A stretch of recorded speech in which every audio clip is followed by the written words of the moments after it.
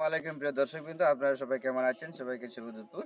আজকে একজন লেবু বাগানে চলে আসছি। উনি শুধু লেবু বাগান চাষ করে এমন না, লেবু গাছ আছে এমন না, বিভিন্ন ধরনের শাকসবজি আছে, বিভিন্ন ধরনের গাছও আছে, আবার মাঝে মাঝে নার্সারিও করে। নার্সারি তো করো?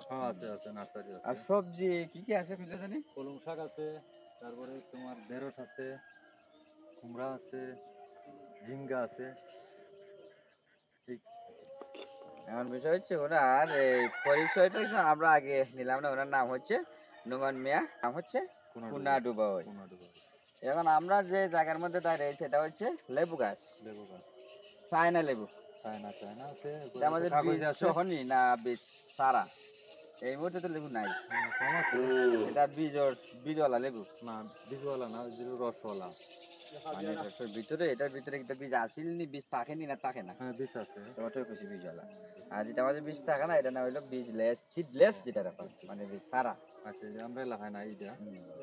পাশে ওনার আবার কিছু ইয়াও আছে, জমিতে আছে কিছু জমিতে ওনার এই গাছ আছে, আরো বিভিন্ন ধরনের গাছ আছে, তারা নার্সারি চাষ করে। এখন কথা হচ্ছে যে সবজি কিটা আছে, কলমি শাক যে দিকে সেটা কিন্তু বাড়ি সুন্দর কলমি শাক। হ্যাঁ, কলমি শাক আছে, বাড়ি সুন্দর। তারপরে আপনার ঢেঁড়স আছে। ঢেঁড়স আছে, যে ঢেঁড়সের ইয়া আমরা দেখেছি ওটাই তো। কলমি আচ্ছা, শাক চাষ করা লাভ না ঢেঁড়স চাষ করা লাভ? কোনটা? ঢেঁড়সও লাভজনক, শাকও লাভজনক। ঢেঁড়স কতদিন বেচা যায়? প্রায় 3-4 মাস, 4 মাস, 5 মাসের মতন বেচা যায়। 4-5 মাস বিক্রি করা যায় ঢেঁড়স। আর প্রথম যে ফসল আসে, পরবর্তীতে মনে হয় ফসল হয় না। মানে প্রথমবার একটু বেশি হয়, আর এরপরে আস্তে আস্তে খালি কমতে থাকে। বুঝছি আমি। কলম শাক যেটা দেখে আসলাম, কলম শাক তো এটা 15-20 দিন পর পর বিক্রি করা যায় নাকি আরো বেশি সময় লাগে? না, ওই রকম, ওই 15-25 দিনের ভিতরে বীজটা শেষ। আবার নতুন করে 25 দিন পরে আবার লাগিতে পারবা। আবার লাগাই না, এটাই আবার গজাইব যদি খাট হয়, খাটিয়া বেচে না।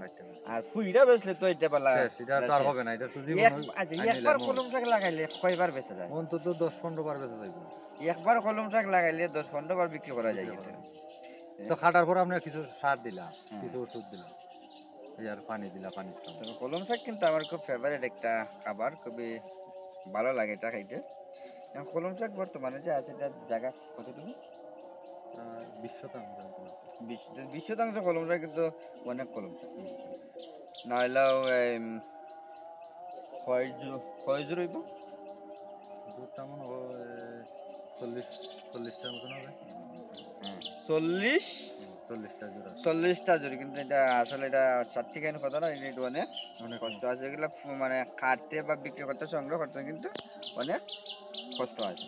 পরিশ্রম না করলে ভাই, পরিশ্রম না করলে কি ভাই এটার মধ্যে সফলতা আছে? আচ্ছা, যারা যারা নতুন কৃষিতে যোগদান করবে তারা কি শাক দিয়েই উঠবো নাকি লতানো গাছ দিব? কোনটা লাভ? শাক দিয়ে এটা মনে অল্প দিনে, এটা তারপর খরচটা কম আছে। এটা যদি সে করে প্রথম ভাবে, যদি কোনো দুর্যোগে না পায় তাহলে মোটামুটি অনেক লাভ। মানে না, প্রতি মাসে মানে 2 মাসে 3 বার বিক্রি করতে পারবো। হ্যাঁ, 2 মাসে 3 বার বিক্রি করতে হবে। 2 মাসে 3 বার বিক্রি করতে পারবো যদি শাক চাষ করে। সময়টা সময়। যেমন এই মুহূর্তে কিটা আছে, কলম শাক আছে, পাট শাক আছে। পাট শাক কিন্তু শেষের দিকে। আর কিটা আছে বর্তমানে? ডাটা আছে, পুঁই শাক আছে, তবে লাল শাকও আছে, তবে লাল শাক 12 মাসে। এরপরে কচুমুখী আছে। কচুমুখী যেটা তো শাক না, না হইলো কচুমুখী, এটা তো হলো সবজি।